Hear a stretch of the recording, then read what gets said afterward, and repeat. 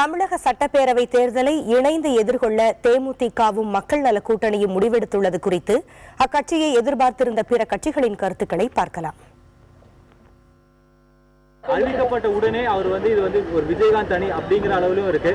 இந்த முடிவை நீங்க எப்படி பாக்குறீங்க? நாங்க இந்த முடிவை எப்படி நாங்க பார்க்கல, எங்களுடைய வேலையை நாங்க பார்த்துக்கிட்டு இருக்கோம், அவ்வளவுதான். மக்கள் நல கூட்டணியில் சகோதரர் விஜயகாந்த் அவர்கள் இணைந்திருப்பது அவருக்கு மிகப்பெரிய சறுக்கல்.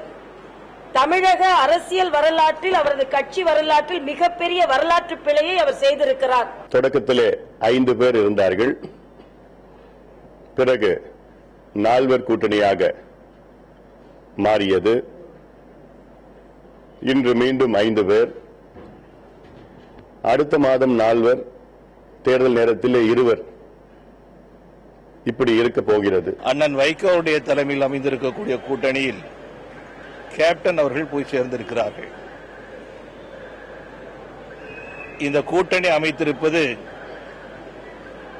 இந்த 2 கட்சிகள், திராவிட முன்னேற்ற கழகம் அல்லது அண்ணா திராவிட முன்னேற்ற கழகம், 2 கட்சிகளில் ஒன்றை ஆட்சிக்கு கொண்டு வர வேண்டும் என்ற நோக்கத்தோடு மட்டுமே இந்த கூட்டணி அமைக்கப்பட்டிருக்கிறது என்று சொல்லி நான் கருதுகின்றேன். எதிர்க்கட்சி தலைவராக கூட செயல்பட முடியாதவர் தேமுதிக தலைவர் விஜயகாந்த் என்று அதிமுக செய்தி தொடர்பாளர் CR சரஸ்வதி விமர்சித்துள்ளார்.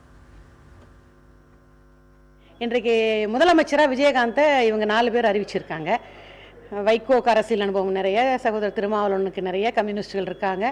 அவர்களில் யாருமே இல்லாமல் இன்னைக்கு விஜயகாந்தை திடீர்னு முதலமைச்சர் கேண்டிடேட்டாங்க.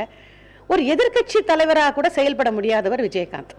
அது மக்கள் பார்த்துட்டுறாங்க. 5 வருஷத்துல 2011 அதிமுக கூட்டணிக்கு வந்த பிறகுதான் தேமுதிகவுக்கு அங்கீகாரம் கிடைச்சு, சின்னம் கிடைச்சு, எதிர்க்கட்சி தலைவருங்கிற அந்தஸ்தே கிடைச்சது.